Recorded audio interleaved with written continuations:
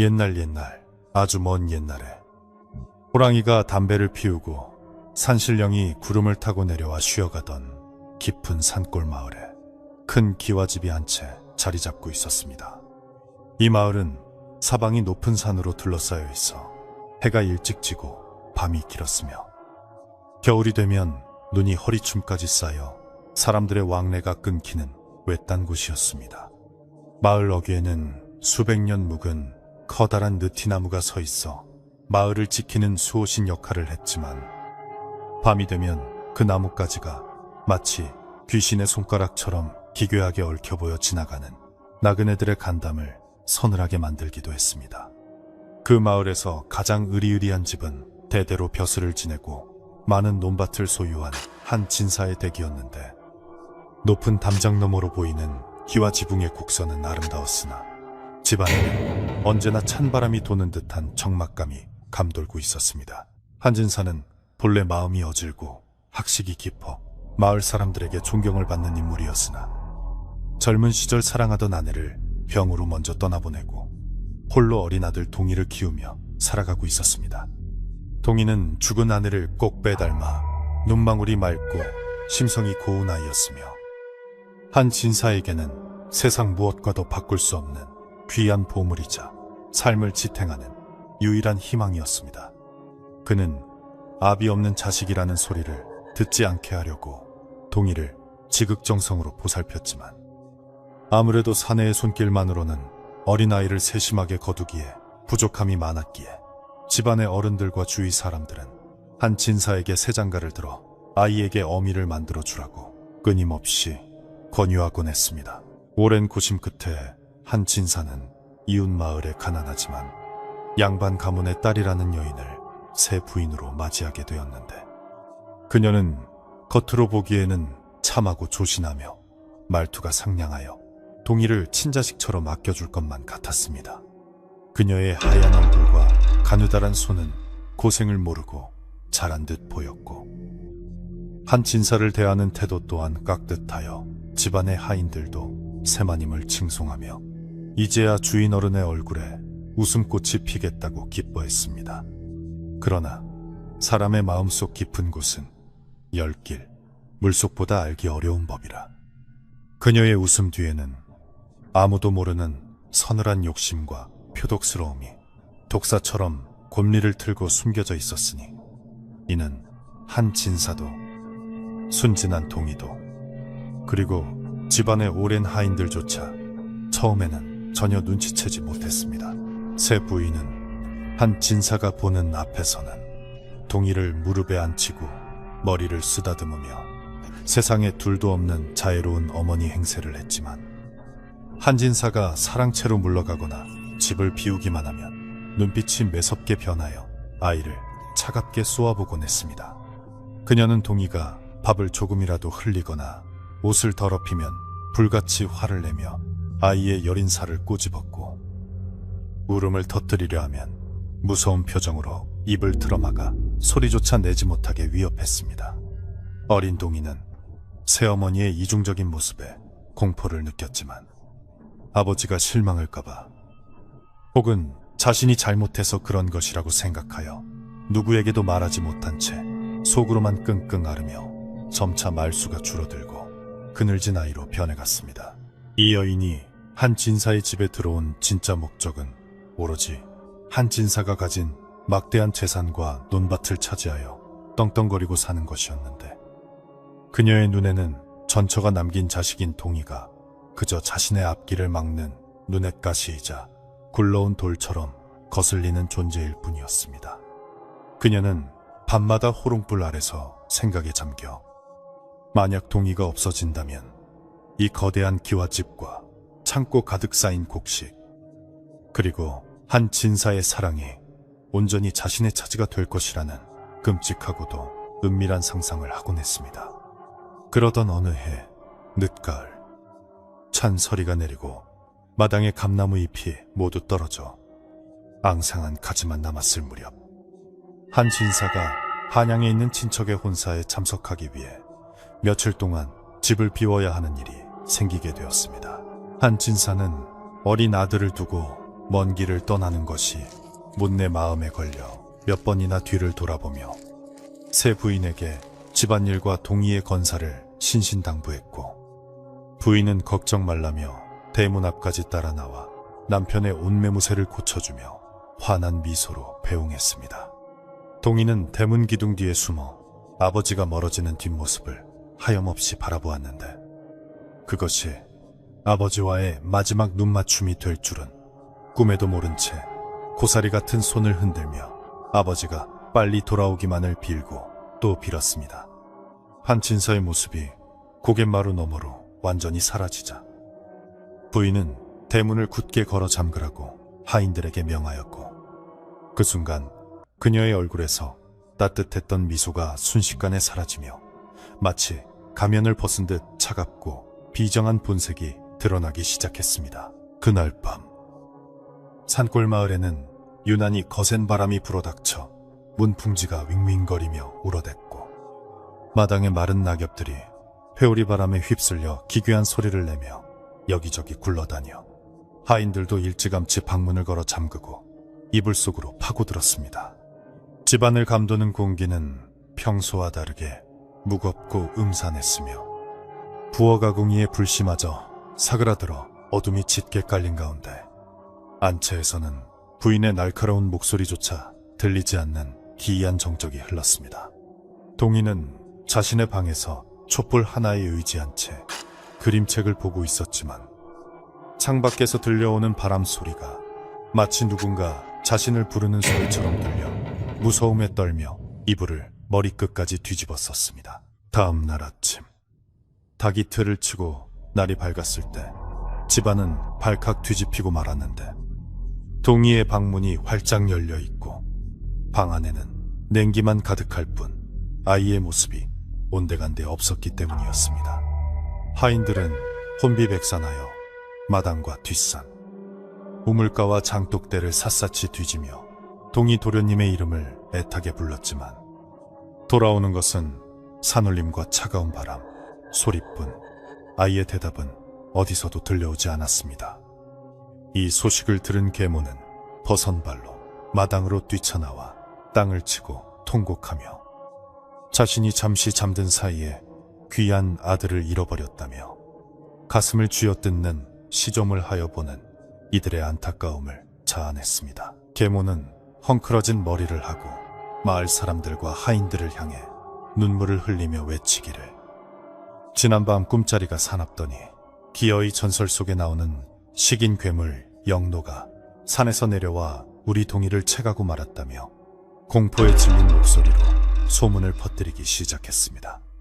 옛날부터 이 산골에는 비바람이 몰아치는 밤이면 영노라는 괴물이 내려와 사람이나 짐승을 잡아먹는다는 무시무시한 전설이 내려오고 있었기에 순박한 마을 사람들은 그 말을 듣고 두려움에 떨며 감히 산속 깊이 들어가 아이를 찾을 생각조차 하지 못했습니다.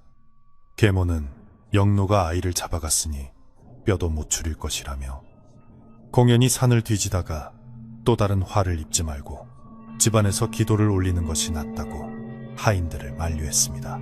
그러나 집안에서 잔뼈가 굵은 늙은 하녀 박거 어멈은 계모의 통곡 소리를 들으며 고개를 갸웃거렸는데, 정말 아이가 괴물에게 잡혀갔다면 방 안에 짐승의 발자국이나 피 묻은 흔적이라도 있어야 할 터인데 방 안은 너무나 깨끗하고 정돈되어 있었기 때문이었습니다. 박어멈은 동희의 방을 살피다가 이불이 헝클어진 모양새가 아니라 누군가 고이 개어놓은 듯하다는 점과 아이의 신발이 탯돌 위에 그대로 놓여있다는 점을 발견하고 등골이 오싹해지는 불길한 예감을 느꼈습니다. 하지만 서슬퍼런 새 안주인의 기세에 눌려 감히 입을 떼지 못하고 그저 주름진 손으로 가슴을 쓸어내리며 사라진 도련님의 안위를 걱정할 뿐이었습니다. 해가 중천에 떴음에도 아이를 찾는 수색은 계모의 만류로 흐지부지되었고, 대신 부엌에서는 때 아닌 분주한 움직임이 시작되었는데, 계모가 슬픔에 잠겨 식음을 전폐할 줄 알았던 것과 달리 하인들에게 큰 솥을 걸고 불을 지피라고 명령했기 때문이었습니다. 그녀는 말하기를, 비록 아이는 잃었으나 남은 사람들은 살아야 하고, 혹시라도 아이를 찾으러 나갈 장정들을 먹이려면 기운나는 국을 끓여야 한다며 창고에서 가장 크고 무거운 무쇠솥을 꺼내오게 했습니다. 그 솥은 잔치 때나 쓰던 것으로 어른 서너시 들어가도 남을 만큼 거대했는데, 계모는 그 솥을 부엌 한가운데 걸게 하고는 맑은 물을 가득 붓도록 지시했습니다. 계모는 부엌대기들에게 명하여 창고 깊숙한 곳에 보관해 두었던 마른 장작들을 산더미처럼 쌓아 올리게 했는데, 그 나무들은 화력이 좋기로 소문난 참나무와 소나무 장작들이어서 불을 붙이면 쇠라도 녹일 듯 맹렬하게 타오르는 것들이었습니다. 하인들은 아이가 사라진 초상집 같은 분위기에서 뜬금없이 거대한 솥을 걸고 불을 지피는 것이 기이하다고 수군거렸지만, 안주인의 눈초리가 워낙 매섭고 도끼에 차 있어 아무도 토를 달지 못하고 묵묵히 시키는 대로 나무를 날랐습니다. 이윽고 부엌 아궁이에 벌건 불길이 타오르기 시작했고, 솥안의 물은 서서히 데워지며 하얀 김을 뿜어내기 시작했는데, 그 모습이 마치 거대한 입이 벌어져 무언가를 삼키려는 듯 보여보는 이들의 마음을 불편하게 했습니다. 물이 끓기 시작하자 계모는 부엌에 있던 하인들을 모두 밖으로 내보내며, 이 국은 내가 정성을 다해 산신령님께 빌며 끓여야 동의가 돌아온다는 핑계를 대고는 부엌 문을 안에서 단단히 걸어 잠갔습니다. 밖으로 쫓겨난 하인들은 문틈으로 새어나오는 붉은 불빛과 그림자만을 볼 수 있었는데, 안주인의 그림자가 솥 위를 오가며 무언가를 집어넣고 휘젓는 모습이 아른거렸습니다. 보통 국을 끓일 때 나는 도마 소리나 칼질 소리는 들리지 않고 오직 묵직한 것이 물에 떨어지는 둔탁한 소리와 솥뚜껑이 달그락거리는 소리만이 간헐적으로 들려올 뿐이었습니다. 시간이 흐를수록 굴뚝에서는 검고 탁한 연기가 쉴 새 없이 솟아올라 마을의 하늘을 뒤덮었는데, 그 연기에서는 밥 짓는 구수한 냄새가 아니라 어딘가 비릿하고 노린내가 나는 역한 냄새가 섞여 있어 지나가는 사람들의 코를 쥐게 만들었습니다. 마을 사람들은 한 진사댁에서 제사를 지내나 보다 하고 짐작하면서도 아이가 없어진 마당에 저렇게 요란하게 불을 떼는 것이 의아하여 고개를 저으며 지나갔습니다. 부엌 안에서는 펄펄 끓는 물소리가 마치 지옥에 끓는 물처럼 쿠르릉거리며 울려 퍼졌고, 계모는 땀을 뻘뻘 흘리며 솥 앞을 지키고 서서 아무도 들어오지 못하게 감시했습니다. 어느덧 해가 서산으로 넘어가고 어둠이 다시 찾아왔지만 부엌의 불은 꺼질 줄 모르고 더욱 거세게 타올랐으며, 계모는 밤새도록 솥 곁을 떠나지 않았습니다. 그녀는 가끔 부엌 문을 살짝 열고 하인들에게 물을 더 길어오라고 하거나 장작을 더 넣어주라고 소리칠 뿐 솥단의 내용물은 절대 보여주지 않았습니다. 박어멈은 마루 끝에 앉아 그 광경을 지켜보며 평소 요리라고는 해본 적 없던 안주인이 저토록 집요하게 솥에 매달리는 이유가 무엇일지 곰곰이 생각하다가 문득 불길한 상상에 몸서리를 쳤습니다. 밤바람이 다시 불어와 부엌 문에 창호지를 흔들 때마다 솥 안에서 나는 소리는 더욱 기괴하게 변해갔습니다. 보글보글하는 경쾌한 소리가 아니라 무언가 끈적하고 무거운 것이 끓어오르는 듯한 퍽 하는 소리가 들렸고, 가끔은 딱딱한 것이 솥벽에 부딪히는 날카로운 소음도 섞여 들렸습니다. 계모는 솥뚜껑을 잠시 열고 긴 국자로 안을 휘저었는데, 그때 뿜어져 나오는 증기 속에 일그러진 그녀의 얼굴은 흡사 전설 속의 마귀 할멈과도 같아 보였습니다. 그녀는 중얼거렸습니다. 흔적도 없이 아주 깨끗하게. 집 지키는 게 흰둥이가 갑자기 허공을 향해 지저대기 시작한 것도 바로 그때쯤이었습니다. 평소에는 낯선 사람이 와도 꼬리를 치며 반기던 순한 개가 부엌 쪽을 바라보며 털을 곤두세우고 으르렁거리더니 급기야 슬프게 울부짖기 시작했습니다. 하인들이 개를 달래려 했지만 흰둥이는 꼬리를 다리 사이로 감추고 부들부들 떨며 뒷걸음질 쳤고 그 눈은 공포에 질려 있었습니다. 짐승들은 사람보다 먼저 불길한 기운을 감지한다고 하였으니 집안의 감도는 죽음의 냄새를 맡은 것이 분명했습니다. 계모는 개의 울음소리에 신경질적으로 반응하며 재수없게 개가 왜 저리 울어대느냐, 당장 쫓아버려라! 하고 고함을 질렀습니다. 그녀의 목소리는 갈라지고 떨리고 있었는데 그것은 분노 때문이 아니라 왠지 모를 초조함과 두려움이 섞인 듯한 목소리였습니다. 하인들은 억지로 흰둥이를 마당 구석으로 끌고 갔지만 개는 계속해서 낑낑거리는 소리를 내며 부엌 쪽을 힐끔거렸고 땅을 파헤치려는 듯 앞발로 흙바닥을 긁어댔습니다. 새벽녘이 되어서야 계모는 부엌 문을 열고 밖으로 나왔는데 그녀의 옷은 땀과 그을음으로 엉망이 되어 있었고 눈은 충혈되어 붉게 빛나고 있었습니다. 그녀는 지친 기색이 역력했지만 입가에는 기묘한 미소가 걸려 있었는데 마치 큰일을 치른 사람처럼 혹은 오랫동안 묵은 체증이 내려간 사람처럼 홀가분해 보이는 표정이었습니다. 그녀는 졸고 있던 하녀를 깨워 이제 곰국이 아주 푹 고아졌으니 날이 밝으면 마을 사람들에게도 나누어주고 기운을 차리잡고 나라고 말했습니다. 하지만 부엌 문이 열리자마자 쏟아져 나온 냄새는 참으로 고약했습니다. 그것은 고기를 삶은 냄새라기보다는 오래된 기름이 타거나 머리카락이 그을린 듯한 노린내에 가까웠고 거기에 묘하게 달큰하면서도 역겨운 비린내가 섞여 있어 숨을 쉬기가 힘들 지경이었습니다. 하녀는 코를 막고 뒷걸음질 쳤지만 계모는 아무 냄새도 나지 않는다는 듯 태연하게 앞치마를 벗어 털며 안채로 들어갔습니다. 이제 곧 한 진사가 돌아올 시간이 다가오고 있었고 그녀는 완벽한 연극을 위해 잠시 눈을 붙이러 가는 것이었습니다. 부엌에는 다시 정막이 흘렀고 거대한 가마솥만이 식지 않은 열기를 품은 채 덩그러니 놓여 있었습니다. 솥뚜껑 틈으로는 여전히 희미한 김이 새어나오고 있었는데 그 김은 마치 억울하게 사라진 영혼의 한숨처럼 보였고 천장으로 올라가 검은 그름과 섞여 음산한 형상을 만들어내고 있었습니다.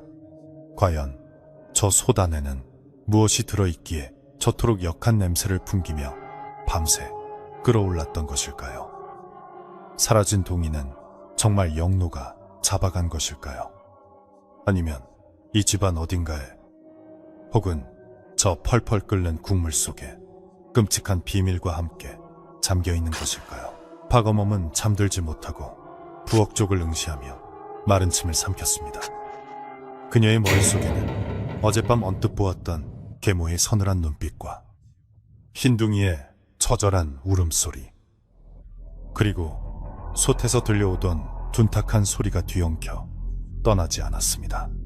날이 밝으면 진실의 뚜껑을 열어보리라 다짐하며 그녀는 떨리는 손을 맞잡고 동의를 위한 기도를 올렸습니다. 그렇게 공포와 의심으로 가득 찬 길고도 긴 밤이 깊어가고 있었습니다. 그렇게 뜬 눈으로 밤을 지새운 이튿날 아침 한 진사댁의 굴뚝에서는 여전히 검은 연기가 뭉게뭉게 피어올라 마을의 맑은 하늘을 탁하게 물들이고 있었는데 그 연기에 실려 퍼지는 냄새는 어제보다 한층 더 고약하고 역겨워져 있었습니다.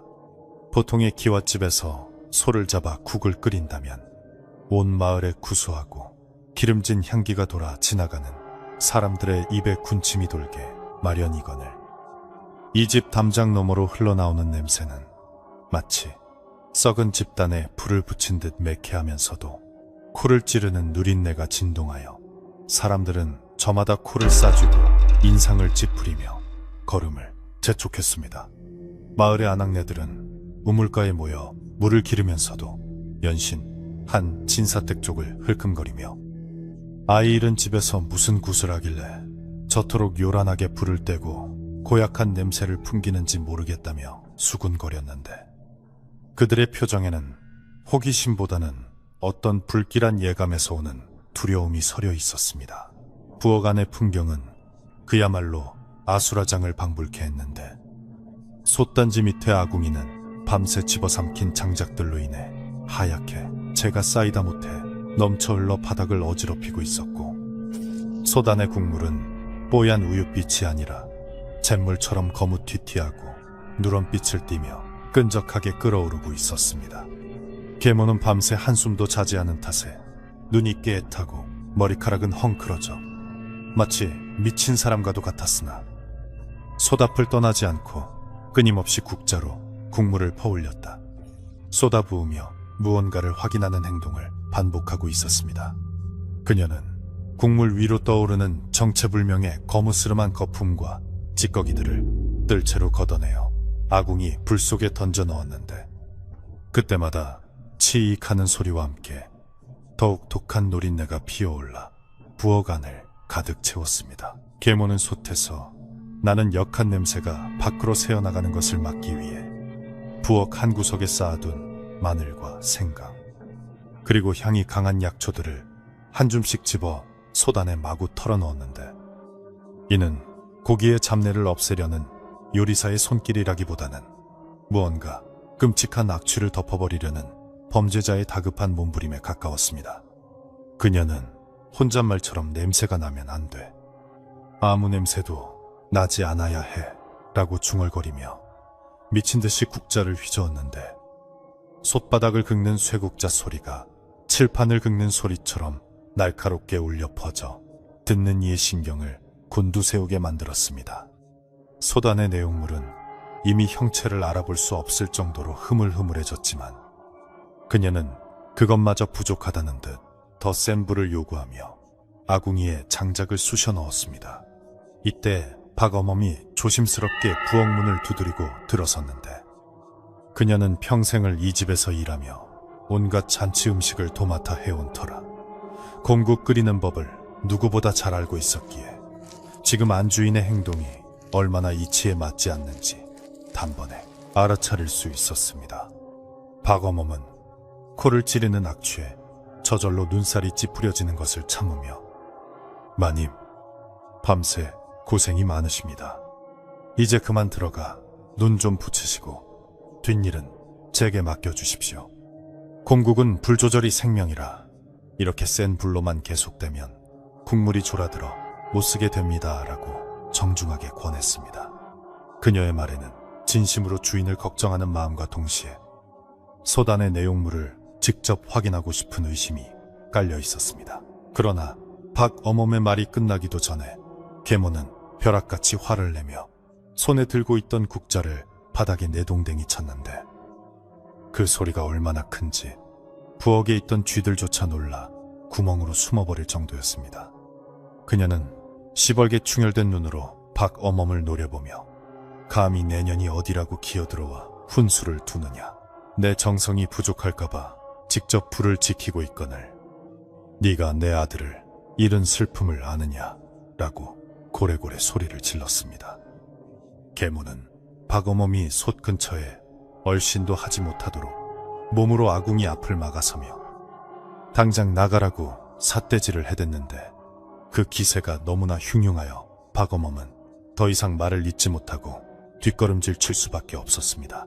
박어멈이 쫓겨난 뒤에도 계모의 불안은 가라앉지 않았는데 그녀는 솥뚜껑을 닫고 그 위에 무거운 돌을 올려놓아 혹시라도 끓어넘치는 국물이 밖으로 튀거나 뚜껑이 열려 안이 보이는 것을 원천 봉쇄하려 했습니다. 그녀는 부엌 문 틈새로 밖을 내다보며 하인들이 자기 욕을 하는지 감시했고 바람소리나 나뭇가지 흔들리는 소리에도 화들짝 놀라며 주위를 두리번거리는 등 극도로 예민한 반응을 보였습니다. 솥 안에서는 뼈와 살이 분리되는 소리인지 아니면 뼈끼리 부딪혀 으스러지는 소리인지 모를 달그락 뚝 하는 소리가 간헐적으로 들려왔는데 그 소리를 들을 때마다 계모의 입가에는 기괴한 안도의 미소가 스쳐 지나갔습니다. 한편 마당에서는 집 지키는 개 흰둥이가 여전히 진정하지 못하고 있었는데 녀석은 평소 좋아하던 밥그릇도 거들떠보지 않고 하루 종일 부엌 쪽을 향해 으르렁거리거나 구슬프게 지저대기를 반복했습니다. 하인들이 개에게 다가가 먹다 남은 밥이나 국 건더기를 주려 해도 흰둥이는 냄새만 맡고는 꼬리를 말고 도망치거나 헛구역질을 하는 신념을 하여 사람들을 의아하게 만들었습니다. 짐승은 본능적으로 죽음의 냄새와 사악한 기운을 감지한다고 하였으니 흰둥이의 눈에는 부엌에서 피어오르는 검은 연기 속에 섞인 원한 서린 영혼의 모습이 보였던 것인지도 모를 일이었습니다. 흰둥이는 묶여있는 줄을 끊어버릴 듯이 발버둥치며 마당 한 구석에 있는 늙은 회화나무 아래로 달려가려 했는데 그 나무는 집안에 터주신이 깃들어 있다고 믿어지는 신성한 나무였습니다. 걔는 목줄이 팽팽해져 숨이 막히는 줄도 모르고 회화나무 쪽을 향해 앞발을 허공에 휘저으며 낑낑거렸는데 그 모습이 마치 나무 아래 무언가 중요한 것이 묻혀 있거나 그곳에 가야만 한다는 절박한 신호처럼 보였습니다. 지나가던 머슴이 그 꼴을 보고 이놈의 개가 미쳤나? 왜 생전 안 하던 짓을 하느냐며 발길질을 했지만 흰둥이는 고통스러워하면서도 시선을 회화나무 뿌리 쪽에서 떼지 않았습니다. 시간은 속절없이 흘러 어느덧 해가 중천에 떴고 마을에는 한 진사댁 아들이 실종되었다는 소식보다 한 진사댁 세 부인이 미쳐서 며칠째 소뼈를 고고 있다는 소문이 더 빠르게 퍼져나갔습니다. 마을 노인들은 혀를 차며 자식 잃은 어미가 식음을 전폐하고 눕는 것은 보았어도 저렇게 펄펄 뛰며 가마솥에 매달리는 꼴은 내 평생 처음 본다며 고개를 저었습니다. 그 중에는 혹시 아이를 잃은 충격으로 실성하여 헛것을 보고 있는 게 아니냐며 동정하는 이도 있었지만 대부분은 부엌에서 풍겨나오는 그 불쾌한 냄새 때문에 한 진사댁 근처를 지나가는 것조차 꺼리게 되었습니다. 부엌 안의 계모는 이제 육체적으로나 정신적으로나 한계에 다다른 듯 보였는데 며칠째 씻지도 못하고 불 앞에만 있었기에 얼굴은 기름과 땀으로 번들거렸고 옷에서는 쉰내가 났습니다. 하지만 그녀는 소단의 내용물이 완전히 흔적도 없이 사라질 때까지는 결코 멈출 수 없다는 강박관념에 사로잡혀 졸음이 쏟아지면 허벅지를 꼬집어가며 버티고 있었습니다.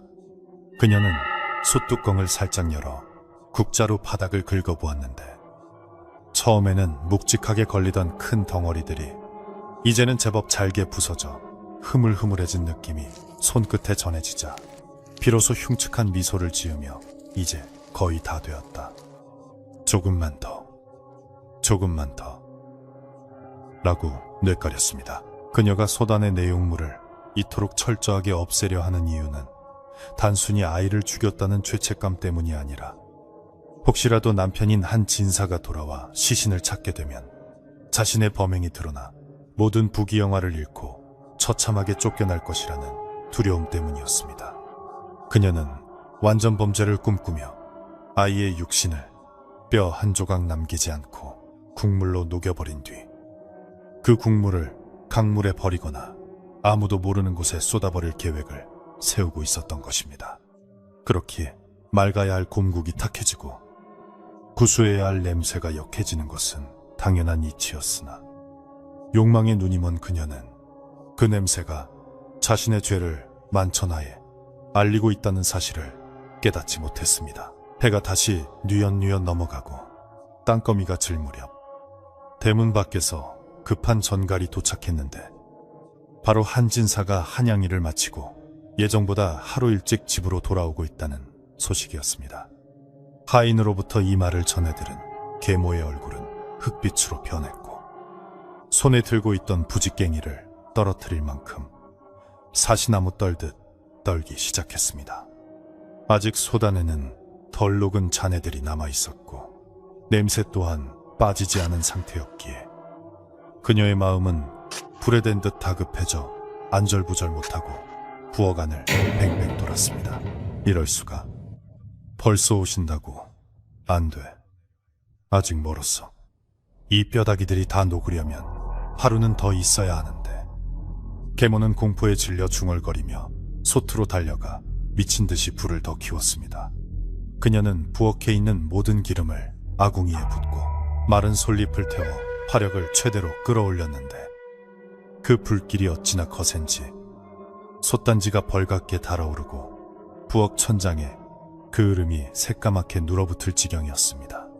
그녀는 남편이 대문을 들어서기 전에 모든 증거를 인멸해야 한다는 생각 하나로 제정신이 아니었습니다. 박어멈은 안채마루에서 계모에 당황하는 기색을 살피며 주인 어른이 일찍 오시는 것이 하늘의 도우심이라 생각하고 안도했습니다.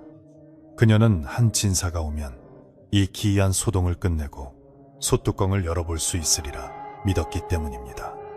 박어멈은 하인들을 시켜 마당을 쓸고 등불을 밝히게 하며 주인 맞을 채비를 서둘렀지만 부엌 쪽에서 들려오는 우르르 쾅쾅하는 솥, 끓는 소리는 마치 천둥 소리처럼 불길하게 집안을 울리고 있었습니다.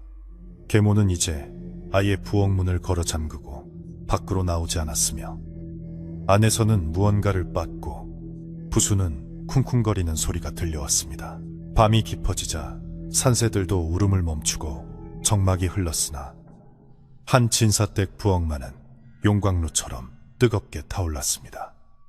계모는 솥에서 건져낸 아직 다 녹지 않은 굵은 뼈들을 절구에 넣고 빻기 시작했는데 그 소리가 둔탁하게 울려 퍼져 마치 누군가의 뼈를 때리는 듯한 소름 끼치는 느낌을 주었습니다. 그녀는 땀을 비오듯 흘리며 절구질을 했고 빠진 가루는 다시 펄펄 끓는 솥에 집어넣어 흔적을 없애려 했습니다. 그녀의 옷자락에는 튀어오른 기름과 잿물이 얼룩져 있었고 눈은 광기로 번들거려 사람이 아닌 악귀의 형상을 하고 있었습니다. 이때 마을 어귀의 느티나무 위에서 부엉이가 부엉하고 울기 시작했는데 옛말에 부엉이가 밤에 울면 마을에 상이 나거나 흉한 일이 생긴다고 하였기에 하인들은 그 소리를 듣고 몸서리를 쳤습니다. 흰둥이도 부엉이 소리에 맞춰 구슬프게 하울링을 시작했고 그 울음소리는 바람을 타고 부엌 안까지 스며들어 계모의 귀를 괴롭혔습니다. 계모는 저놈의 짐승이 끼어 이 나를 해코지하려 드는구나 하며 이를 갈았지만 지금은 개를 쫓을 시간조차 아까워 다시 솥으로 시선을 돌렸습니다. 솥 안의 국물은 이제 죽처럼 걸쭉해져 있었고 색깔은 흡사 역지대의 진흙물처럼 변해 있었습니다. 냄새를 잡기 위해 넣은 온갖 향신료와 약초 냄새가 뒤섞여 맡기만 해도 머리가 어지럽고 속이 메스꺼운 기괴한 향취를 풍겼습니다.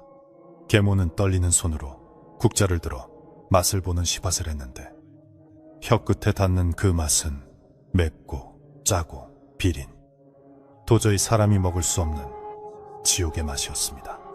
하지만 그녀는 그래, 이 정도면 진한 곰국이라고 속일 수 있을 거야. 남편은 내가 정성으로 끓였다고 하면 믿어줄 거야 라며 스스로를 세뇌하듯 중얼거렸습니다. 한 진사의 행렬이 마을 입구에 들어섰다는 전갈이 오자 계모는 마지막으로 솥 주변을 정리하고 앞치마를 갈아입었습니다. 그녀는 거울을 보며 헝클어진 머리를 대충 빗어넘기고 창백한 얼굴에 연지를 찍어 생기를 불어넣으려 애썼습니다. 하지만 거울 속에 비친 자신의 눈동자가 공포로 심하게 흔들리고 있다는 사실은 감출 수 없었습니다. 그녀는 억지로 입꼬리를 올리며 미소를 지어 보였지만 그것은 웃음이라기보다는 울음에 가까운 기괴하게 일그러진 표정이었습니다. 대문 밖에서 말발굽 소리가 들려오고 하인들이 대감마님 오십니다 라고 외치는 소리가 들리자 계모는 심장이 뻗칠 듯한 긴장감을 느꼈습니다. 그녀는 부엌 문을 살짝 열고 밖을 내다보았는데 마당에는 횃불을 든 하인들이 도열해 있고 그 사이로 한 진사가 말을 타고 들어오는 모습이 보였습니다.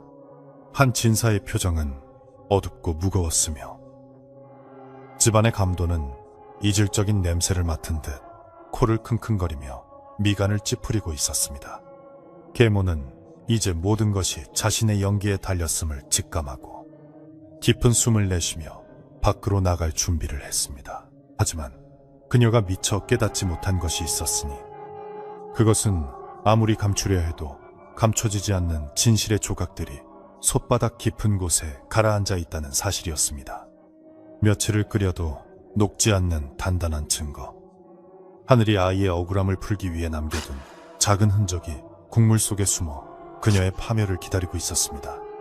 또한 회와 나무 아래서 미친 듯이 땅을 파던 흰둥이의 발톱 끝에도 이미 흙 속에 묻혀있던 비밀의 일부가 걸려 나오고 있었습니다. 박어멈은 한 진사의 말, 고삐를 받아주며 낮은 목소리로 마님께서 며칠째 부엌에서 나오지 않으십니다. 냄새가 심상치 않으니 대감께서 굽어 살펴주십시오 라고 은밀히 구했습니다. 한 진사는 박어멈의 말에 고개를 끄덕이며 부엌 쪽을 응시했는데 닫힌 문틈으로 새어나오는 붉은 불빛과 역한 냄새가 그의 의구심을 부채질했습니다.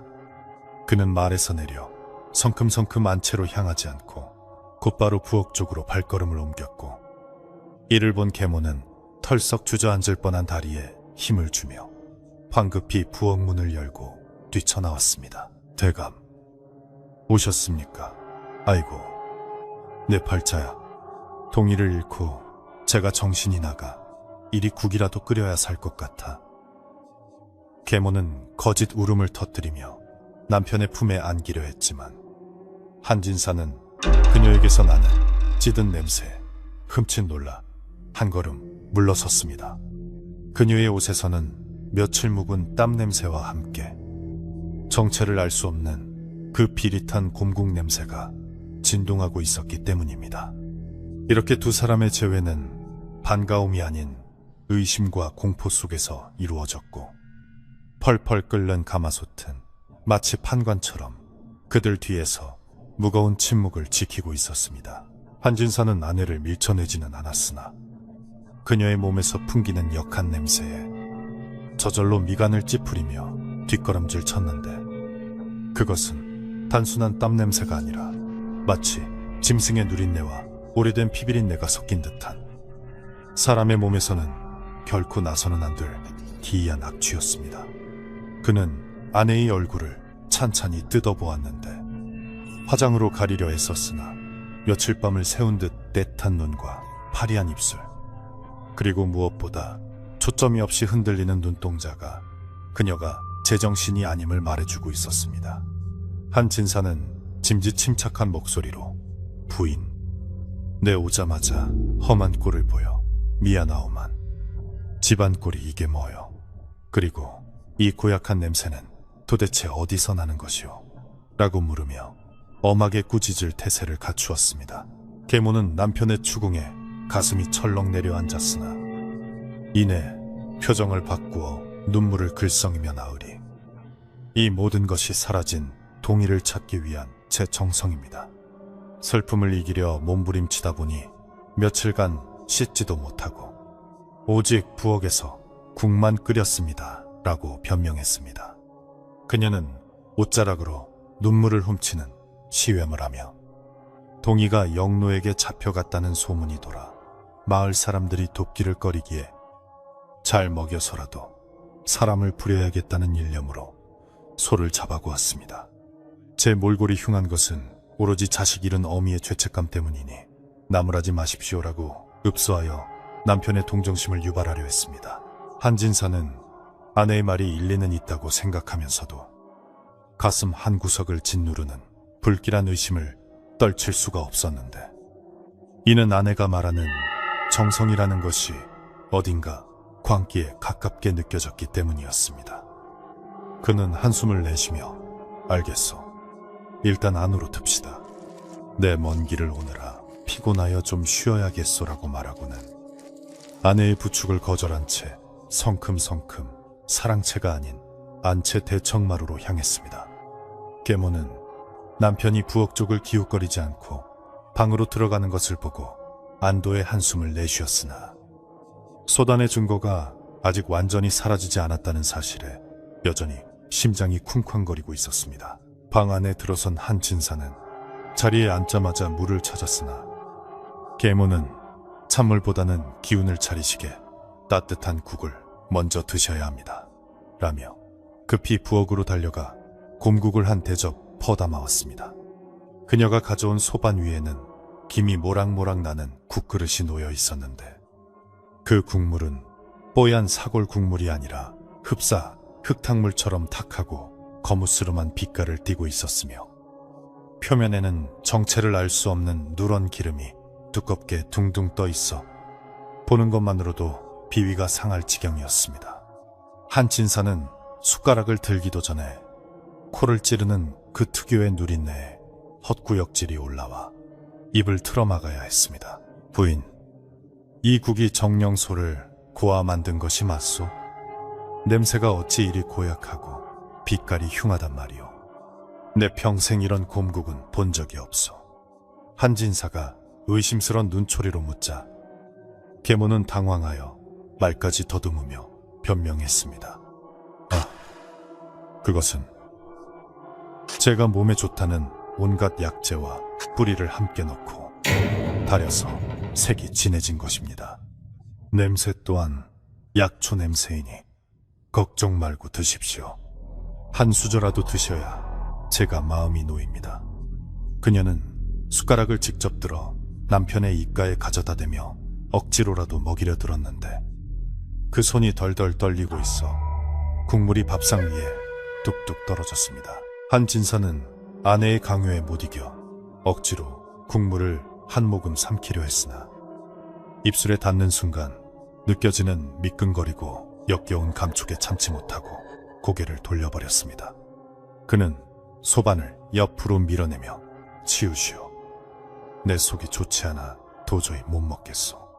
당장 시원한 냉수나 한 사발 떠오시오라고 소리쳤습니다. 계모는 자신의 계획이 틀어지자 얼굴이 불그락푸르락해졌으나 남편의 불호령에 어쩔 수 없이 예, 알겠습니다. 곧 냉수를 대령하겠습니다. 라고 말하며 밥상을 물리고 밖으로 나갔습니다. 그녀는 부엌이 아닌 우물가로 향해야 했기에 잠시 동안 부엌은 주인 없는 무주공산이 되었습니다. 이때를 놓치지 않고 박 어멈은 고양이처럼 살금살금 부엌으로 스며들었는데 그녀는 주인 어른이 국을 거부한 틈을 타 소단의 내용물을 확인해야만 이 모든 의문의 실타래를 풀 수 있다고 생각했기 때문입니다. 부엌 안은 며칠째 계속된 불질로 인해 숨이 턱턱 막힐 만큼 뜨거운 열기로 가득 차 있었고 천장에 매달린 그 으름과 바닥에 널브러진 짐승 뼈다귀들은 마치 도살장을 연상케 했습니다. 박어멈은 떨리는 손으로 솥뚜껑 위에 올려진 무거운 돌을 힘겹게 드러내고 뜨거운 김을 내뿜는 뚜껑을 조심스럽게 열었습니다. 솥뚜껑이 열리자마자 갇혀있던 악취가 폭발하듯 솟구쳐 올라 박어멈의 코를 찔렀는데 그것은 썩은 고기를 삶는 듯한 냄새에 시큼한 냄새가 섞여 있어 정신이 아득해질 정도였습니다. 박어멈은 옷소매로 코를 막고 소단을 들여다보았으나 국물이 너무 탁하고 진하여 바닥이 보이지 않았고 오직 펄펄 끓어오르는 거품만이 보일 뿐이었습니다. 그녀는 벽에 걸려있던 긴 국자를 집어들어 솥 깊숙한 곳을 휘젓기 시작했는데 국자 끝에 전해지는 느낌은 고기 덩어리의 묵직함이 아니라 잘게 부서진 뼈 조각들이 서로 부딪히는 사각. 사각 하나는 소름 끼치는 진동이었습니다. 세상에, 이게 대체 무엇이란 말인가? 박어멈은 공포에 질려 중얼거리며 국자를 더욱 깊이 찔러 넣어 바닥을 긁었는데 무언가 작고 딱딱한 것이 국자 안에 걸리는 느낌이 들었습니다. 그녀는 조심스럽게 국자를 들어올려 내용물을 확인했는데 그 안에는 형체를 알아볼 수 없이 흐물흐물해진 고기 부스러기들과 함께 쌀알보다는 크고 콩알보다는 작은 하얀 물체 하나가 섞여 있었습니다. 박어멈은 그것을 집어들고 흐릿한 호롱불 아래서 자세히 들여다보았는데 순간 그녀의 다리에 힘이 풀려 그만 바닥에 주저앉고 말았습니다. 그것은 짐승의 뼈가 아니라 사람의 치아. 그 중에서도 어린아이의 전니인 유치가 분명했습니다. 아직 뿌리가 다 녹지 않아 뾰족한 부분이 남아있었고 윗부분은 아이의 치아 특유의 둥그스름하고 귀여운 모양을 하고 있었기에 박어멈은 단번에 그것이 누구의 것인지 알아챌 수 있었습니다. 도련님, 어멈은 입을 틀어막고 소리 없는 비명을 질렀습니다. 며칠 전 동이가 앞니가 흔들린다며 뽑아달라고 보채던 모습이 주마등처럼 스쳐 지나갔고 이 끔찍한 소단에 들어있는 것이 소가 아니라 바로 동이라는 사실에 몸서리쳤습니다. 박어멈은 이 사실을 당장 주인어른께 알려야 한다고 생각했지만 지금 당장 뛰쳐나가 소리친다면 증거를 인멸하려는 계모에게 해코지를 당하거나 미친 사람 취급을 받을 수도 있다는 두려움이 앞섰습니다. 그녀는 떨리는 손으로 그 작은 유치를 치마폭 깊숙한 주머니에 숨기고 소뚜껑을 다시 닫으려 했습니다.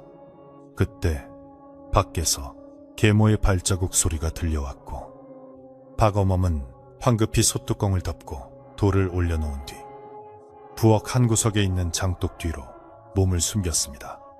그녀의 심장은 금방이라도 터질 듯 뛰었고 온몸은 식은땀으로 흠뻑 젖어 있었습니다. 계모는 냉수 사발을 들고 부엌을 지나쳐 안채로 들어갔는데 그녀는 박어멈이 부엌에 숨어 있다는 사실을 눈치채지 못한 듯 했습니다. 박어멈은 계모가 사라지자마자 도망치듯 부엌을 빠져나와 마당으로 나왔는데 밤 공기가 차갑게 느껴졌지만 그녀의 몸은 불덩이처럼 달아올라 있었습니다.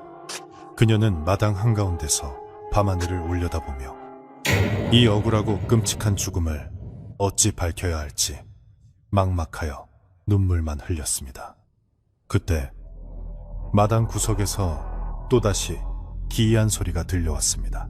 집 지키는 개 흰둥이가 목줄이 끊어져라 당기며 지저대던 그곳, 바로 늙은 회화나무 아래서 삭 하고 땅을 파는 소리가 들려온 것입니다. 흰둥이는 하인들이 묶어놓은 줄을 기어이 이빨로 끊어내고는 자유의 몸이 되어 미친 듯이 나무 뿌리 근처를 파헤치고 있었습니다. 녀석의 발톱에서는 피가 배어 나오고 있었지만 멈추지 않고 흙을 파내며 가끔 하늘을 향해 아우 하고 구슬프게 울부짖었습니다. 그 울음소리는 마치 땅속에 묻힌 누군가를 부르는 소리처럼 처절했습니다. 안채에서 물을 마시던 한 진사도 그 소리를 들었습니다. 그는 물사발을 내려놓으며 저 개가 오늘따라 왜 저리 울어대는지 모르겠구나. 내 직접 나가봐야겠다 라고 말하며 자리에서 일어났습니다. 계모는 소스라치게 놀라며 나으리 밤바람이 찹니다.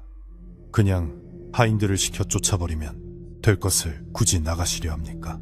라며 남편의 옷자락을 붙잡고 말렸습니다. 하지만 한진사는 아니오. 저 개는 동이가 어릴 때부터 형제처럼 지내던 놈이요. 동이가 없어진 것을 알고 저리 우는 것 같아 마음이 쓰이니 내 한번 달래주어야겠소 라고 말하며 아내의 손을 뿌리치고 밖으로 나갔습니다. 한진사가 대청마루를 내려와 마당으로 들어서자 흰둥이는 꼬리를 흔들며 반기는 대신 흙투성이가 된 주둥이로 바짓단을 물고 회화나무 쪽으로 끌기 시작했습니다. 이 녀석이 왜 이러느냐?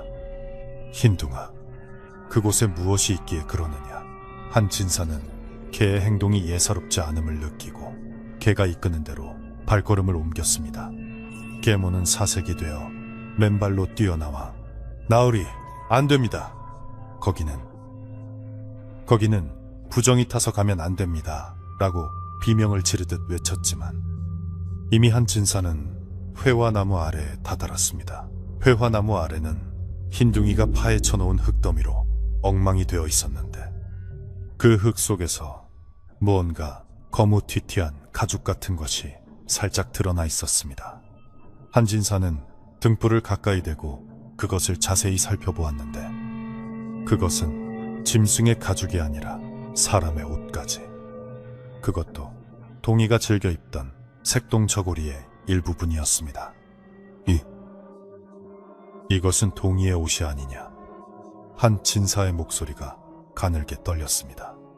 그는 믿을 수 없다는 표정으로 흙을 손으로 파헤치기 시작했고 계모는 마당에 주저앉아 덜덜 떨며 입술을 깨물었습니다. 하인들도 웅성거리며 횃불을 들고 모여들었고 박어멈도 군중 틈에 섞여 이 광경을 지켜보았습니다.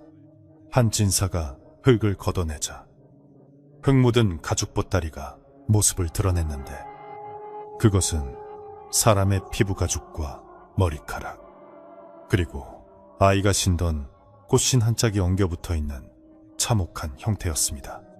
계모가 뼈와 살을 분리하여 솥에 넣고 남은 껍질과 옷까지는 태우기 번거로워 몰래 나무 밑에 파묻었던 것입니다. 흰둥이는 그 냄새를 맡고 주인을 찾아내려 그토록 울부짖었던 것이었습니다. 한진사는 그 보따리를 들어올리며 짐승 같은 울음소리를 토해냈습니다. 이게 무엇이냐? 내 아들 동이가 왜 여기 묻혀있단 말이냐? 그의 절규는 밤하늘을 찢어놓을 듯 메아리 쳤고 모여든 하인들은 공포와 슬픔에 질려 고개를 돌렸습니다. 그때 박어멈이 군중을 해치고 앞으로 나와 주머니 속에 숨겨두었던 하얀 유치를 꺼내 한 진사 앞에 무릎을 꿇고 바쳤습니다. 그녀의 손에 들린 작은 치아는 등불 아래서 서글프게 빛나고 있었습니다. 나으리, 이것을 보십시오. 방금 부엌 소단에서 건져낸 것입니다. 도련님의 전니입니다. 마님이 도련님을. 박어멈은 차마 뒷말을 잇지 못하고 통곡했습니다. 모든 시선이 마당 한가운데 주저앉아 있는 계모에게로 쏠렸습니다. 그녀는 이제 더 이상 도망칠 곳도 변명할 말도 없다는 것을 깨닫고 넋이 나간 사람처럼 허공을 응시하고 있었습니다. 펄펄 끓던 가마솥의 비밀이 그리고 회화나무 아래 묻혀있던 추악한 진실이 마침내 세상 밖으로 드러나는 순간이었습니다. 한진사는 피가 거꾸로 솟는 듯한 분노에 몸을 떨며 천천히 계모를 향해 돌아섰습니다. 그의 손에는 아들의 유품이, 눈에는 핏발선 살기가 가득했습니다. 바람이 멈추고 짐승들도 숨을 죽인 채 오직 타닥거리는 횃불 소리만이 긴장감을 더해주고 있었습니다. 계모는 아니야. 내가 안 그랬어. 영노가 한 짓이야. 라고 헛소리처럼 중얼거렸지만 그 말을 믿는 사람은 이제 아무도 없었습니다. 집안을 감싸고 있던 기괴한 냄새의 정체가 밝혀지며 밤은 가장 깊고 어두운 절정으로 치닫고 있었습니다. 한 진사는 떨리는 목소리로 하인들에게 명했습니다. 저 악귀 같은 여인을 당장 포박하여라. 그리고 관아에 알려라. 내 오늘 이 집안의 원한을 풀지 않고는 눈을 감지 못할 것이다. 하인들은 주저없이 밧줄을 들고 계모에게 달려들었고 그녀는 발버둥치며 괴성을 질렀습니다. 평화롭던 산골 마을의 밤은 그렇게 비명과 통곡으로 얼룩지며 죄 지은 자의 말로가 얼마나 비참할지 예고하고 있었습니다. 마당을 환하게 밝힌 횃불 아래서 드러난 추악한 진실 앞에 한 진사댁의 공기는 마치 한겨울 서리발처럼 차갑게 얼어붙었고 사람들의 숨소리조차 들리지 않을 만큼 무거운 침묵이 흘렀습니다. 하인들은 주인 어른의 명령에 따라 거친 밧줄로 계모의 팔과 다리를 단단히 결박했는데 그녀는 마치 악귀가 들린 사람처럼 괴성을 지르며 몸부림쳤으나 장정들의 힘을 당해낼 수는 없었습니다. 그녀의 입에서는 저주 섞인 욕설과 비명, 그리고 알아들을 수 없는 헛소리가 튀어나왔지만 그 누구도 그녀의 말에 귀를 기울이지 않았으며 오직 경멸과 분노에 찬 눈빛으로 그녀를 내려다볼 뿐이었습니다.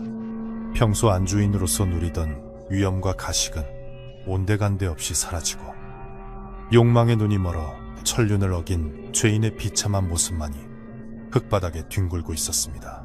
한진사는 떨리는 손으로 아들의 유품인 색동 저고리 조각과 박 어멈이 건네준 작은 유치를 가슴에 품고 결박된 아내 앞에 서서 피를 토하듯 물었습니다. 도대체 무엇이 부족하여 그 어린 것을 이리도 잔혹하게 해야 하였단 말이냐. 내 너를 믿고 집안을 맡겼거늘 네 마음속에는 짐승만도 못한 탐욕이 들어앉아 있었더냐. 그의 목소리는 분노를 넘어선 깊은 슬픔으로 갈라져 있었고 눈에서는 하염없는 눈물이 볼을 타고 흘러내렸습니다. 그는 차라리 이 모든 것이 악몽이기를, 눈을 뜨면 동이가 마당을 뛰어놀고 있기를 간절히 바랐으나 눈앞의 현실은 너무나도 명백하고 참혹하여 그의 가슴을 갈기갈기 찢어 놓았습니다. 계모는 남편의 질책에 고개를 쳐들고 도끼 어린 눈으로 쏘아보며 다 당신 때문이야. 전처 자식만 싸고 도는 당신 때문에 내 자리는 어디에도 없었어. 그 아이만 없으면 이 넓은 기와집도 기름진 논밭도 다 내 것이 될 수 있었는데 라고 소리쳤습니다. 그녀의 말은 반성이 아닌 원망과 탐욕으로 가득 차 있었으며 이는 듣는 이들의 치를 떨게 만들었습니다. 그녀는 자신이 저지른 짓이 얼마나 끔찍한 죄인지조차 깨닫지 못한 채 오로지 실패한 계획에 대한 분함만을 토해내고 있었으니 이는 사람이기를 포기한 자의 전형적인 모습이라 할 수 있었습니다. 하인들은 그녀의 뻔뻔함에 주먹을 불끈 쥐며 당장이라도 달려들 기세였으나 관아의 법도가 있기에 억지로 참아야만 했습니다. 소란스러운 소리에 잠을 깬 마을 사람들이 하나둘 횃불을 들고 한 진사댁 대문 앞으로 모여들기 시작했는데 그들은 담장 너머로 들려오는 비명소리와 개 짖는 소리에 무슨 변고가 생겼음을 직감하고 웅성거렸습니다. 대문이 열리고 포승줄에 묶인 계모의 모습과 마당에 파헤쳐진 구덩이, 그리고 슬피 우는 한진사의 모습이 드러나자 마을 사람들은 경악을 금치 못하고 입을 다물지 못했습니다. 세상에, 소문이 사실이었어. 영노가 아니라 저 여자가 범인이었어. 사람들의 수군거림은 삽시간에 파도처럼 번져나갔고 동이를 아끼던 마을 아낙네들은 털썩 주저앉아 통곡하며 계모를 향해 손가락질을 퍼부었습니다. 한진사는 마을 사람들에게 자신의 부덕함으로 이런 끔찍한 일이 벌어졌음을 사죄하며 관아에 신고하여 죄인을 넘길 것이니 도와달라고 부탁했습니다. 마을의 젊은 장정들이 자청하여 나서서 계모를 둘러싸고 도망치지 못하게 감시했으며 몇몇은 읍내 관아로 말을 달려 포조를 부르러 떠났습니다. 죄인은 창고 기둥에 묶여 밤이 새도록 마을 사람들의 따가운 시선과 비난을 받아야 했는데 그녀는 이제 모든 것이 끝났음을 직감하고 고개를 떨군 채 중얼거릴 뿐이었습니다. 하지만 그녀가 내뱉는 말은 회개가 아닌 아깝다. 조금만 더 끓였으면 흔적도 없었을 텐데 라는 소름 끼치는 독백이어서 지키던 사람들을 더욱 전율케 했습니다. 이제 남은 것은 저주받은 부엌의 처리에 관한 문제였는데 한진사는 며칠 밤낮으로 타오르던 아궁이의 불을 당장 끄라고 명령했습니다. 하인들은 우물에서 길어온 찬물을 양동이째 들고 부엌으로 달려가 시뻘건 숯불 위에 끼얹었는데 치익 하는 요란한 소리와 함께 뜨거운 수증기가 폭발하듯 솟구쳐 올랐습니다. 불은 꺼졌으나 그 열기는 쉬이 가라앉지 않았고 물과 만난 재가 날리며 부어가는 매캐한 잿빛 안개로 가득 찼습니다. 그것은 마치 지옥의 불길이 꺼지면서 내뿜는 마지막 발악과도 같았으며 집안을 짓누르던 뜨겁고 불길한 기운이 서서히 식어가는 신호탄이기도 했습니다. 불이 꺼진 뒤 한진사는 하인들에게 저 흉물스러운 가마솥을 당장 떼어내어 마당으로 끌어내라고 지시했습니다.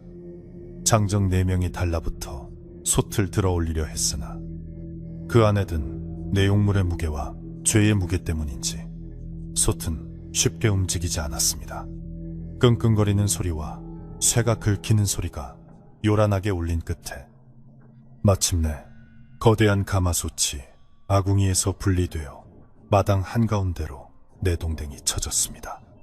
솥이 땅에 떨어지면서 쿵 하고 둔탁한 소리를 냈고 뚜껑이 열리며 그 안에 갇혀있던 지옥의 국물이 쏟아져 나왔습니다. 쏟아진 국물은 흙바닥을 검붉게 물들이며 퍼져나갔는데 그 모습은 차마 눈뜨고 볼 수 없을 만큼 참혹하고 역겨웠습니다. 형체를 알 수 없는 뼈 조각들과 흐물거리는 잔해들이 바닥에 흩어졌고 그 지독한 악취가 다시 한번 마당을 진동시켰습니다. 사람들은 코를 막고 고개를 돌렸으나 한진사는 그 끔찍한 잔해들 앞에서 무릎을 꿇고 오열했습니다.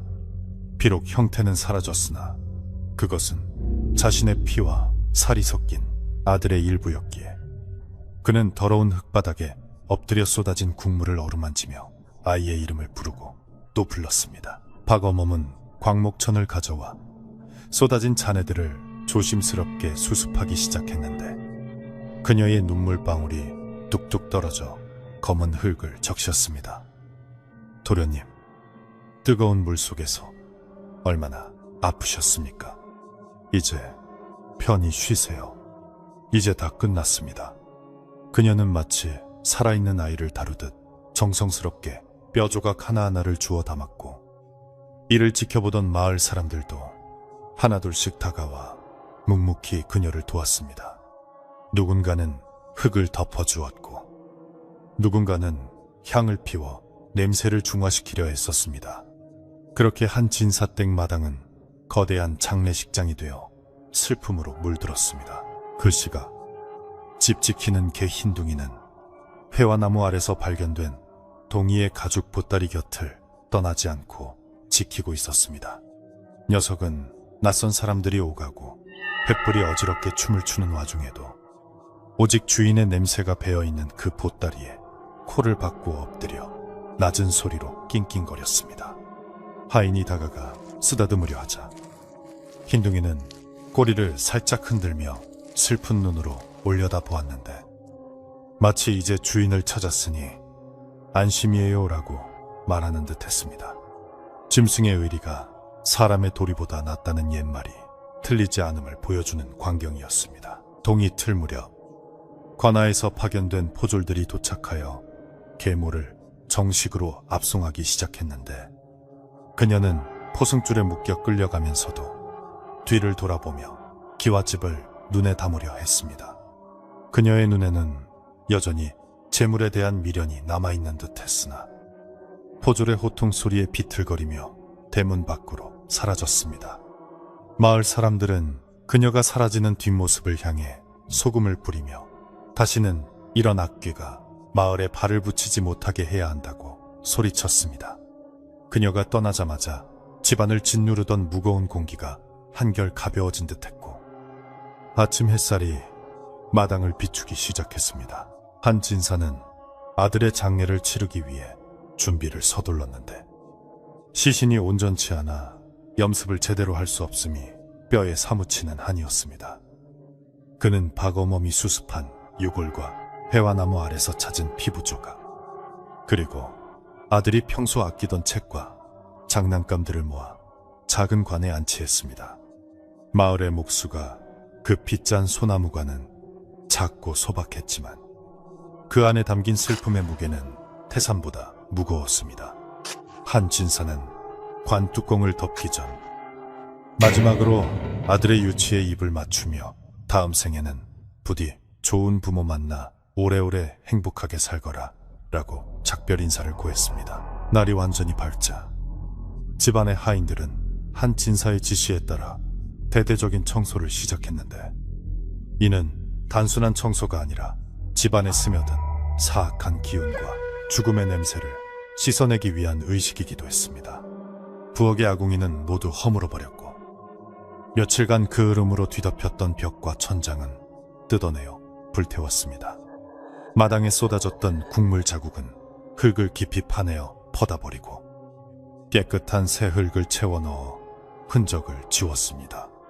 하인들은 땀을 뻘뻘 흘리며 솔로 박박 문지르고 물을 뿌려댔는데, 그 소리가 쏴, 쏴 하며 경쾌하게 울려 퍼져 지난밤의 악몽을 씻어내려가는 듯 했습니다. 박어멈은 굵은 소금을 한 바가지 들고 나와 집안 곳곳에 뿌리며 부정을 씻는 고수레를 했습니다. 고수레, 고수레. 나쁜 귀신은 물러가고 맑은 복만 들어오너라. 그녀가 소금을 뿌릴 때마다 하얀 알갱이들이 햇빛을 받아 반짝이며 흩어졌고, 그것은 마치 정화의 눈꽃처럼 보였습니다. 장독대에도, 우물가에도, 그리고 문제의 부엌터에도 하얀 소금이 뿌려졌습니다. 마을 사람들도 집집마다 쑥을 태워 그 연기로 마을 전체의 부정을 씻어내며 한진사댁에 평화를 빌어주었습니다. 부엌이 허물어지고 가마솥이 사라진 자리는 내탄이 비어버렸지만, 그 빈 공간은 오히려 시원하고 탁 트인 느낌을 주었습니다. 더 이상 썩은 냄새도 검은 연기도 나지 않았고, 오직 산에서 불어오는 맑고 차가운 바람만이 그곳을 채웠습니다. 한진사는 텅 빈 부엌터에 서서 멍하니 하늘을 바라보았는데, 파란 하늘에는 흰 구름이 한가롭게 흘러가고 있어 지난밤의 참극과는 너무나 대조적인 평화로움을 보여주었습니다. 그는 이제야 비로소 숨을 제대로 쉴 수 있을 것 같다고 느꼈습니다. 오후가 되자 마을 어귀의 절에서 스님들이 내려와 독경을 하며 집안을 돌았는데, 목탁 소리와 연불 소리가 은은하게 퍼지며 사람들의 들뜬 마음을 차분하게 가라앉혔습니다. 한진사는 대청마루에 앉아 스님들의 독경 소리를 들으며 눈을 감았고, 마음속 깊이 맺혀있던 응어리가 조금씩 풀리는 것을 느꼈습니다. 비록 아들은 돌아올 수 없지만 아들을 죽인 범인을 잡았고 그 영혼을 위로할 수 있게 되었으니 그것으로나마 위안을 삼아야 했습니다. 집안의 하인들도 일손을 놓고 합장하며 동이 도련님의 극락왕생을 빌었습니다. 해질 무렵 한진사는 마을 사람들을 위해 술과 음식을 대접했는데, 이는 고마움을 표하는 자리이자 흉흉해진 마을, 인심을 달래기 위한 자리였습니다. 비록 상다리가 부러질 듯한 잔치상은 아니었으나 떡과 과일, 그리고 맑은 술이 소박하게 차려졌습니다. 사람들은 술잔을 기울이며 동이는 참으로 착한 아이였는데 하며 추억을 나누었고, 이제 나쁜 사람이 잡혀갔으니 마을에 다시 평화가 올 것일세라며 서로를 위로했습니다. 술기운이 돌자 무겁던 분위기도 조금씩 풀어졌고 간간히 한숨 섞인 웃음소리도 들려왔습니다. 마당 한쪽에서는 흰둥이가 하인들이 챙겨준 고깃국에 밥을 말아 정신없이 먹고 있었는데, 며칠을 굶은 탓인지 그릇을 싹싹 비워냈습니다. 하인들은 이놈이 제일 큰 공을 세웠다며 개의 머리를 쓰다듬어 주었고, 흰둥이는 배가 부른지 꼬리를 살랑거리며 한 진사의 발치에 엎드려 꾸벅꾸벅 졸기 시작했습니다. 그 평온한 모습은 집안에 다시 일상이 찾아오고 있음을 보여주는 가장 확실한 증거였습니다. 밤이 깊어지자 마을 사람들은 하나둘 집으로 돌아갔고, 한 진사댁에는 다시 고요가 찾아왔습니다.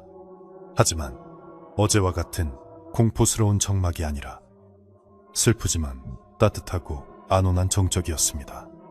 한진사는 동희의 방에 들어가 아이가 쓰던 이불을 가지런히 펴고 그 옆에 앉아 촛불을 켰습니다.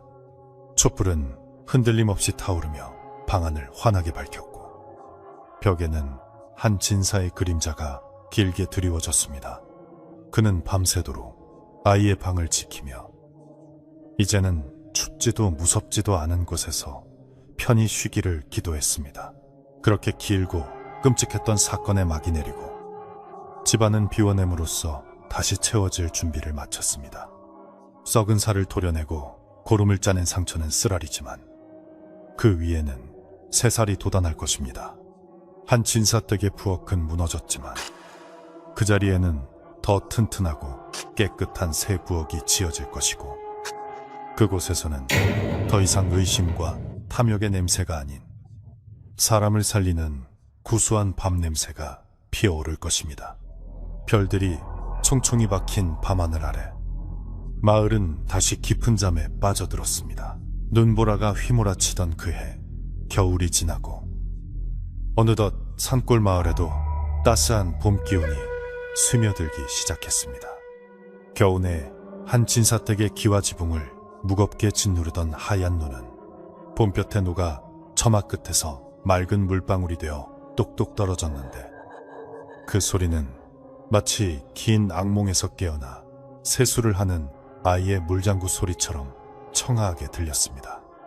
얼어붙었던 계곡물이 풀리며 졸졸 흐르는 소리가 마을을 감싸고 마당 구석구석에 쌓여있던 지난 계절의 묵은 먼지들은 봄바람에 실려 멀리 날아갔습니다. 끔찍한 사건이 휩쓸고 지나간 자리는 참으로 황량했으나 자연은 어김없이 새순을 틔워내며 사람들의 상처 입은 마음을 어루만져 주었고 흉흉했던 소문으로 얼룩졌던 한 진사댁의 담장 너머로도 노란 산수유꽃이 수줍게 고개를 내밀며 다시 찾아온 평화를 알렸습니다. 한 진사는 사건 이후 한동안 두문불출하며 집안에만 머물렀으나 봄이 오자 마음을 추스르고 집안을 새로 단장하기 시작했습니다. 가장 먼저 한 일은 허물어버린 부엌 자리에 새 부엌을 짓는 일이었는데 그는 마을에서 가장 솜씨 좋은 목수와 미장이를 불러 다시는 어두운 기운이 깃들지 않도록 창을 크게 내고 햇볕이 잘 들게 지어주시오 라고 특별히 당부했습니다. 일꾼들은 좋은 날을 받아 털을 다지고 뒷산에서 베어온 튼튼하고 향기로운 소나무로 기둥을 세웠으며 벽에는 깨끗한 황토를 발라 따뜻하고 아늑한 느낌이 들도록 정성을 쏟았습니다. 뚝딱거리는 망치 소리와 톱질 소리가 경쾌하게 울려 퍼지자 집안에 감돌던 적막감은 생기 넘치는 활기로 바뀌어 갔습니다. 새로 지은 부엌에는 예전에 그 거대하고 위압적인 가마솥 대신 가족 식구들이 먹을 만큼 적당한 크기의 윤기, 나는 무쇠솥 2개가 나란히 걸렸습니다. 아궁이도 새로 만들어 하얗게 회칠을 하였고 부엌 바닥에는 매끄러운 박석을 깔아 물 청소를 하기도 좋고 보기에도 정갈하게 꾸몄습니다. 박 어멈은 새 부엌에 처음 들어서는 날 깨끗한 행주로 솥뚜껑을 닦으며 감격의 눈물을 글썽였는데 그녀에게는 이 공간이 단순한 조리 공간이 아니라 지난날의 공포를 씻어내고 다시 삶을 이어가는 신성한 장소였기 때문이었습니다. 그녀는 부뚜막에 정화수 한 그릇을 떠놓고 부엌 조왕신이시여 이제는 맛있는 밥 냄새만 피어나게 해주시고 우리 주인어른 건강하게 지켜주십시오라고 간절히 빌었습니다. 부엌이 완성되자 한 진사는 마을 사람들을 불러 조촐한 집들이 겸 봄맞이 잔치를 열기로 했는데 이는 지난 겨울 자신을 도와준 이웃들에게 감사를 표하고 집안의 새 출발을 알리기 위함이었습니다. 박어멈과 하인들은 며칠 전부터 장을 보고 음식을 준비하느라 분주했지만 그 분주함 속에는 짜증이나 피로가 아닌 웃음과 설렘이 가득했습니다. 이번에는 고기 냄새 진동하는 기름진 음식 대신 봄 내음 가득한 쑥국과 냉이 무침, 하얀 쌀밥과 시원한 동치미, 그리고 갖가지 나물 반찬들을 정성껏 마련했습니다. 맑고 담백한 음식들은 욕심 없이 살아가겠다는 한진사의 다짐을 보여주는 듯 했습니다. 잔칫날 아침, 한진사 댁 굴뚝에서는 다시 연기가 피어올랐는데 그 연기는 예전의 검고 매캐한 연기가 아니라 뽀얗고 향긋한 밥 짓는 연기였습니다. 바람을 타고 퍼지는 쑥 냄새와 구수한 밥 냄새는 마을 사람들의 발길을 자연스럽게 한 진사댁으로 이끌었고 대문은 활짝 열려 누구든지 들어올 수 있게 했습니다. 사람들은 밝아진 집안 분위기에 감탄하며 이제야 사람 사는 집 같다고 덕담을 건넸고 한진사는 갓을 쓰고 도포를 갖춰 입은 채 마루에서 손님들을 맞이하며 잃어버렸던 온화한 미소를 되찾았습니다. 그의 얼굴에는 여전히 슬픔의 그림자가 옅게 드리워져 있었지만 눈빛만은 예전보다 훨씬 깊고 따뜻해져 있었습니다. 이날 잔치의 주인공은 단연 집 지키는 개 흰둥이였는데 한진사는 흰둥이에게 목줄을 매지 않고 자유롭게 마당을 돌아다니게 해주었으며 잔치상 한편에 녀석을 위한 푸짐한 고기 반찬을 따로 차려주었습니다. 마을 사람들도 흰둥이를 볼 때마다 네가 사람보다 낫다, 주인을 구한 영물이다라며 칭찬을 아끼지 않았고 아이들은 개의 목을 끌어안고 등을 쓰다듬으며 놀아주었습니다. 흰둥이는 배가 부른지 꼬리를 살랑거리며 사람들 사이를 오갔고 가끔 회화나무 아래에 가서 엎드려 있었지만 더 이상 땅을 파거나 슬피 울지는 않았습니다. 녀석도 이제 그곳에 묻혔던 슬픈 비밀이 해결되었음을 아는 눈치였습니다. 회화나무 아래 동이의 흔적이 발견되었던 그 자리에는 한 진사가 심어놓은 하얀 목련나무 한 그루가 서 있었는데 마침 봄을 맞아 탐스러운 꽃망울을 터뜨리고 있었습니다. 순백의 목련 꽃잎은 마치 동이의 맑은 얼굴처럼 환하게 빛났고 바람이 불 때마다 은은한 향기를 내뿜어 마당을 가득 채웠습니다. 사람들은 그 나무를 보며 동이를 추억했고 아이가 꽃이 되어 돌아왔나 보다 라고 수군거렸습니다. 한진사는 틈만 나면 그 나무 아래 평상에 앉아 책을 읽거나 차를 마셨는데 가끔 꽃잎이 그의 어깨 위로 떨어지면 마치 아들의 고사리 같은 손길이 닿은 듯하여 가만히 눈을 감고 미소를 짓곤 했습니다. 박 어멈이 정성껏 끓여낸 쑥국을 맛본 사람들은 하나같이 엄지를 치켜 세우며 칭찬을 아끼지 않았습니다. 어찌 이리 국물이 시원하고 향긋한가. 10년 묵은 체증이 다 내려가는 것 같네. 맑은 국물 속에 파란 쑥이 넘실거리는 그 국은 화려하지는 않았지만 사람들의 마음을 편안하게 해주는 깊은 맛이 있었습니다. 한진사도 오랜만에 밥 한 그릇을 깨끗이 비웠고 박어멈은 그 모습을 보며 부엌 구석에서 몰래 눈물을 훔쳤습니다. 지난 겨울 정체불명의 곰국 때문에 고통받았던 기억은 이제 따뜻한 쑥국 한 그릇에 눈 녹듯 사라지고 입안에는 봄의 생명력만이 가득 찼습니다. 식사를 마친 마을 사람들은 마당에 멍석을 깔고 앉아 윷놀이를 하거나 담소를 나누며 즐거운 시간을 보냈습니다. 한진사댁 마당에 이토록 왁자지껄한 웃음소리가 울려 퍼진 것은 참으로 오랜만의 일이었는데 그 소리는 집안 구석구석에 남아있던 음습한 기운을 완전히 몰아내기에 충분했습니다. 아이들은 술래잡기를 하며 마당을 뛰어다녔고 그 모습이 마치 동이가 친구들과 놀고 있는 것처럼 보여 한진사의 가슴을 뭉클하게 했습니다. 그는 아이들을 불러 모아 곶감과 약과를 나누어주며 건강하게만 자라다오, 싸우지 말고 사이좋게 지내거라 라고 따뜻하게 일러주었습니다. 해가 뉘엿뉘엿 서산으로 기울고 잔치가 파할 무렵 한진사는 마을 어른들을 모셔놓고 중대 발표를 하나 했습니다. 그는 자신의 재산 중 상당 부분을 털어 마을에 서당을 짓고 형편이 어려워 글을 배우지 못하는 아이들을 위해 쓰겠다고 선언했습니다. 네, 비록 자식은 잃었으나 이 마을의 모든 아이가 내 자식이나 다름없습니다. 동이에게 못다 준 사랑을 이 아이들에게 나누어주며 여생을 보내고 싶습니다. 그의 진심 어린 말에 마을 사람들은 감동하여 고개를 숙였고 몇몇 노인들은 눈물을 흘리며 그의 손을 맞잡았습니다. 그것은 큰 슬픔을 큰 사랑으로 승화시킨 한 진사의 숭고한 결심이었습니다. 어둠이 내리고 손님들이 모두 돌아간 뒤 한 진사 댁에는 다시 고요가 찾아왔지만 그것은 외로움이 아닌 충만함이 깃든 평온한 고요였습니다.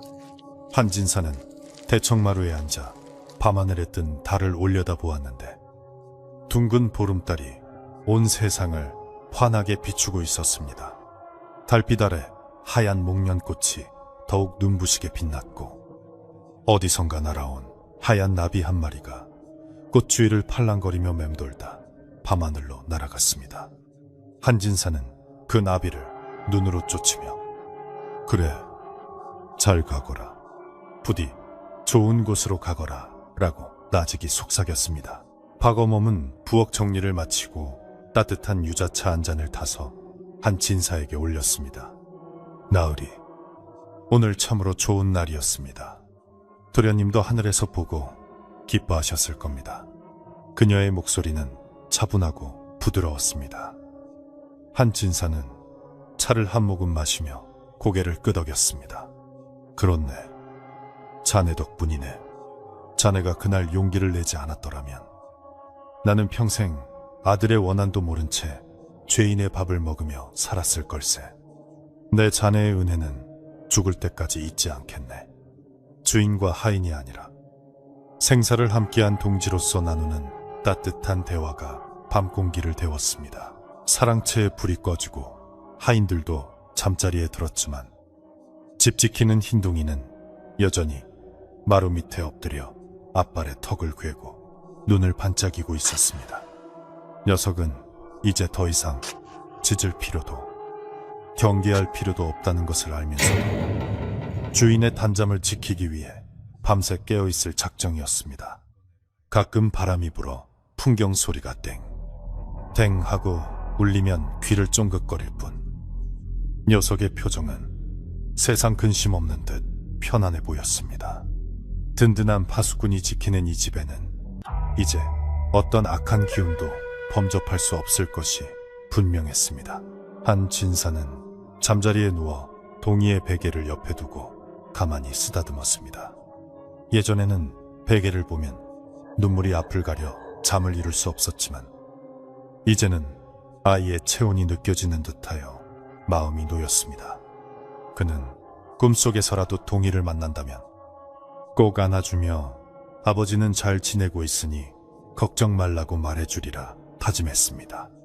방 안가득 은은한 달빛이 스며들어 한진사의 이불을 덮어주었고 그는 오랜만에 깊고 달콤한 잠에 빠져들었습니다.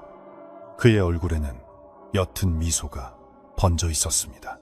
세월은 유수와 같이 흘러 한 진사의 머리에도 하얀 서리가 내리고 주름이 깊어졌지만 그의 집은 언제나 아이들의 글 읽는 소리와 웃음소리로 활기가 넘쳤습니다.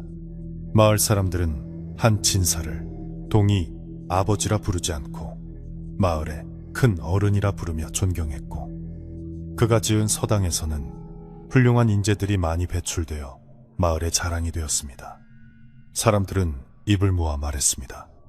한 사람의 악한 욕심은 집안을 망하게 했으나 한 사람의 선한 마음이 마을 전체를 살렸다고 말입니다. 권선징악에 살아있는 증거가 된 한 진사댁 이야기는 군변천설이 되어 할머니가 손자에게 들려주는 옛 이야기로 오래오래 전해지게 되었습니다.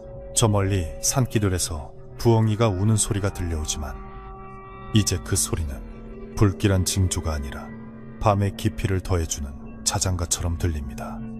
한 진사댁의 튼튼한 대문은 굳게 닫혀있고 높은 담장 안에서는 평화로운 숨소리만이 들려옵니다. 욕망과 집착을 버리고 비움으로써 채워진 그 집의 행복은 아마도 천년만년 이어질 것입니다.